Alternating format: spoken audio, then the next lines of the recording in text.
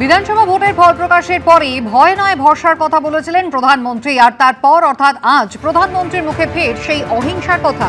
টানা পরিশ্রম এবং সত্যের পথে চলে পাওয়া সাফল্য দীর্ঘস্থায়ী হয়। এর ফলে শুধু আত্মবিশ্বাস বাড়ে তাই নয়, মন সন্তুষ্টও হয়।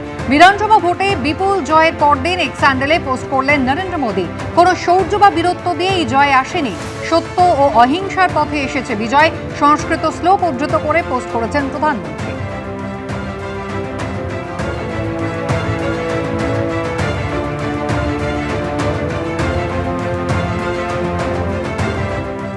मैं आज हर बंगालवासी को भरोसा देता हूं, बंगाल के बेहतर भविष्य के लिए भाजपा दिन रात एक कर देगी। बंगाल में अब महिलाओं को सुरक्षा का माहौल मिलेगा, युवाओं को रोजगार मिलेगा। पहली कैबिनेट में ही आयुष्मान भारत योजना को हरी झंडी दिखाई जाएगी और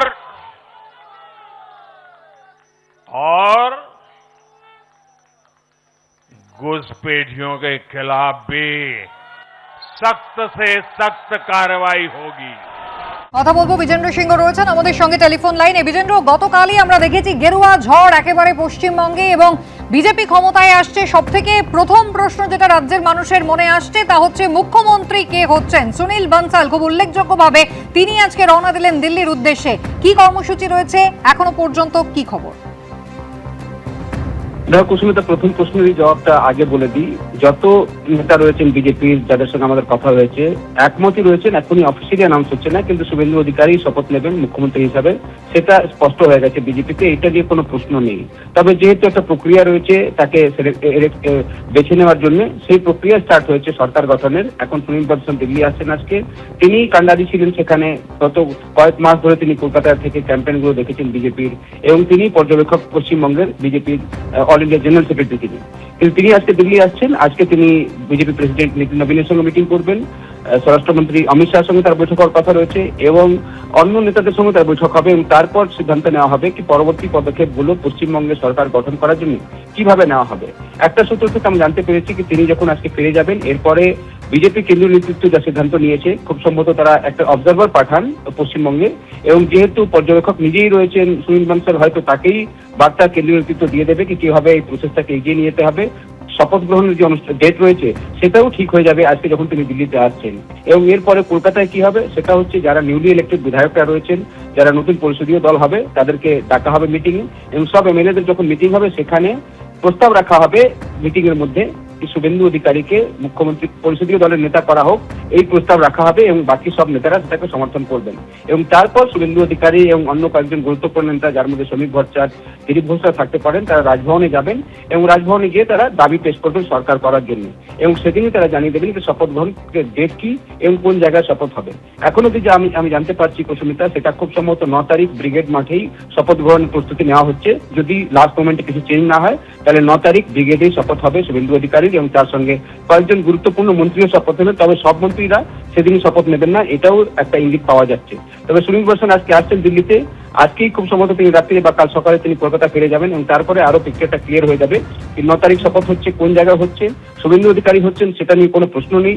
দ্বিতীয় হলো যে এমএলএদের মিটিং ডাকার কথা রয়েছে, সব নতুন যারা এমএলএ ইলেক্ট হয়েছেন তাদেরকে মিটিং এ ডাকা হবে, এবং সেখানে সর্বসম্মতভাবে শুভেন্দু অধিকারীকে নেতা বেছে নেওয়া হবে। সেটা কবে করা হচ্ছে সেটাও জানা যাবে আজকে সুনীল বানসালের দিল্লির মিটিং এর পর। ধন্যবাদ।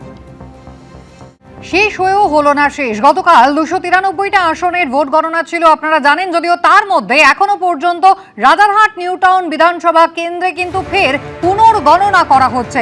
কথা বলতে সরাসরি আপনাদের নিয়ে যাব, রুমা পাল আমাদের প্রতিনিধি রয়েছেন আমাদের সঙ্গে। রুমা, তুমি যেমনটা বলছিলে যে একেবারে শেষ 3 রাউন্ড সেই গণনা বাকি ছিল, এখনো পর্যন্ত কি আপডেট রয়েছে? দেখো, কিছুক্ষণ আগেই জানাচ্ছিলাম, বেশ কয়েক ঘন্টার আগের একটা চিত্র যেটা ওয়েবসাইটে দেখা যাচ্ছে যে 18 রাউন্ডের মধ্যে 17 রাউন্ড গণনা হয়েছে। সেখানে তৃণমূল কংগ্রেসের তাপস চট্টোপাধ্যায় তিনি পেয়েছেন 1,06,250টি ভোট এবং 323 ভোটে এগিয়ে রয়েছেন, যেখানে পীয়ূষ কানোরিয়া যিনি বিজেপির তিনি 1,05,927টি ভোট পেয়েছেন, 323 ভোটে পিছিয়ে রয়েছেন। জানিয়ে রাখি যে পোস্টাল ব্যালটের রিকাউন্ট হচ্ছে এবং লাস্ট 3 রাউন্ডের পুনর্গণনা চলছে। কেন?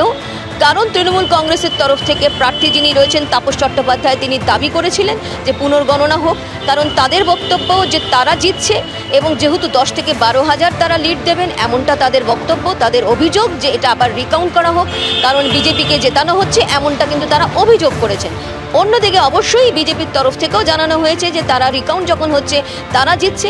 এই ধরনের পরিস্থিতির মধ্যে কমিশন সিদ্ধান্ত নিয়েছে এটা পুনর্গণনা করা হবে এবং সেই কারণেই কিন্তু পোস্টাল ব্যালটে পুনর্গণনা এবং তার সঙ্গে লাস্ট 3 রাউন্ড যেটা রয়েছে সেটা পুনর্গণনা চলছে এবং পুনর্গণনা অনেকটাই এগিয়েছে। সেক্ষেত্রে অবশ্যই যখন ওয়েবসাইটে এটা আপলোড করা হবে সেটাই কিন্তু অফিসিয়ালি ডিক্লেয়ার করা হবে কমিশনের তরফ থেকে যে আদপে কে জিতছে। এবং এটা ঠিক যে তৃণমূল কংগ্রেসের তরফ থেকে যে দাবি করা হয়েছিল সেই দাবি মেনেই কিন্তু পুনর্গণনা চলছে। ধন্যবাদ। এবিপি আনন্দ, এগিয়ে থাকে, এগিয়ে রাখে।